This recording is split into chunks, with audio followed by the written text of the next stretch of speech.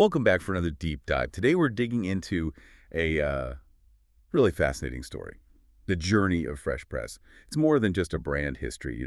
It's about starting grassroots, this deep commitment to quality and figuring out how to grow from like garage ops to a licensed name in the game. And our main source here is this great piece from Nug Notes, Fresh Press. From garage to licensed rosin royalty, it gives a pretty unique look at their roots, how they changed, and their impact. Right, and our goal here for you listening is to sort of unpack how they did it. How did Fresh Press manage to, really stand out? What were the key moves they made, building this thing basically from scratch in an industry that's, well, always changing. We're looking for those interesting bits, the practical stuff you can take away. Okay, so let's rewind. Where did it all begin? We're talking Southern California, right? That whole hash wave scene, surf, skate, sesh culture all mixing together. And it started really authentically with co-founder Z and his grower, Mike. Very humble beginnings, literally in garages. They were using these low-temperature plates, making these raw, unfiltered resin pulls.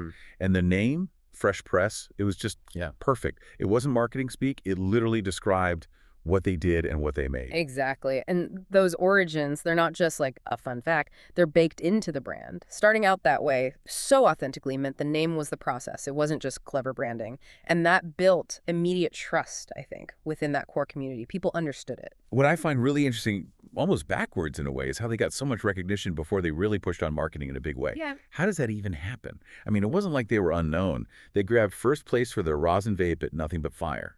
Then gold at Kushstock LA, podium finish at the Dabrite Invitational. Pretty significant nods, especially early on. Well, that's it, right? Those competition wins were absolutely key. It's like validation before marketing. It shows the power of just having a genuinely killer product and getting that peer recognition. That builds credibility way faster sometimes, especially in a niche market like Solventless, than a huge ad spend. It basically told everyone, hey, the people who really know their stuff, they rate us. That's powerful. Okay, so they've got this street cred built purely on quality. How did the actual product change over time? They didn't just stick with jars of rosin forever, did they? No, they moved into single-source disposables eventually. And the smart move there was infusing them with live terpenes. So it wasn't just about making it portable. It was about keeping that full experience, making it convenient but still high quality. You started seeing those familiar names pop up: Black Maple, Papa Burger, Strawberry Pie, available as dabs in vape form. Yeah, and that move to disposables, especially with the live terps, clearly hit on what consumers wanted. Convenience, different ways to consume. But the real question, like you said, is how did they maintain that quality? Going from a jar of rosin to a vape cart, that's not always easy. Their ability to nail that consistency across formats without watering down what made them special, that says a lot about their skill and how well they knew their material. And speaking of knowing their material, that consistency, that quality, it really goes back to how they controlled the source, right? They actually grow their own flower, which means total oversight, farm to press. Yeah. And here's the detail I found fascinating. They breed their own genetics, specifically for resin quality. Not just for big yields, which is often the focus. They want the best resin. They even have their own named varieties like Drunk Baddie and Limp Bizkit. So they're cultivators and extractors. That farm-to-press model is such a strategic advantage. It's huge. When you control the genetics, grow it yourself, and you're breeding specifically for the resin, you get unparalleled control over the final product. The quality, the consistency, the terp profiles. It's why their stuff likely stood out. Right. They weren't just working with what was available. They were creating the ideal input for their process. Okay, so beyond the product itself, how did they build the brand? It feels very authentic. Retail partnerships seem key. Yeah, places like We Roll Up, they became regular spots for Fresh Press, doing exclusive drops, shop takeovers, those flyers you'd see. It felt very community-based. And their marketing, if you can call it that, was different too. No glossy ads. It was more about these culture clips, real footage from expos, skate parks, just them working. It felt raw. Totally.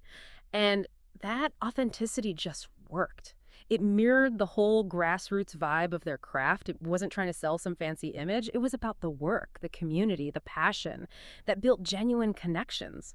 For a lot of people, Fresh Press was probably their first taste of quality rosin, and that authentic approach made it feel accessible, trustworthy. Sometimes less is more with marketing, you know? Yeah, definitely. And that community vibe wasn't just about sales. They were really active with collaborations too, right? Working with others in the scene. Yeah. Yeah, they teamed up with folks like Truly Red Panda, Skate, Vape, Yesca Finds, and that collaboration with SoCal Savages on the 3D printed packaging, that was pretty cool and innovative too. It shows they weren't just focused inward. Right. Those collabs really highlight that they were invested in the culture and innovation, not just building their own little empire. It showed they wanted to be part of something bigger, contribute to the scene, grow with it. That builds a different kind of respect. Okay, let's talk about a major milestone.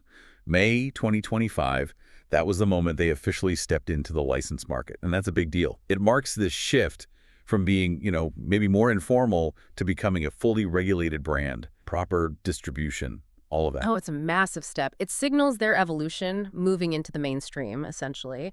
But what's important is doing that while trying to hold on to that original identity and quality. And it also sets a kind of precedent, doesn't it? It raises the question for other craft producers. How do you make that leap? How do you scale up, meet regulations, but stay true to your roots? Fresh Press provided a potential roadmap there. So when you look back at their overall impact, their legacy so far, Mm-hmm. what stands out? For me, it's how they proved that small, independent teams, maybe without massive funding, could absolutely hang with the best in solventless production. They kind of leveled the playing field. And winning those competitions early on, that didn't just boost them. It surely inspired other small operators. Like, hey, if they can do it, maybe we can too. It pushed the whole craft forward. I think that's perfectly put. They became this sort of beacon of possibility. Fresh Press showed that dedication, serious quality, and staying true to your craft and community could lead to real success.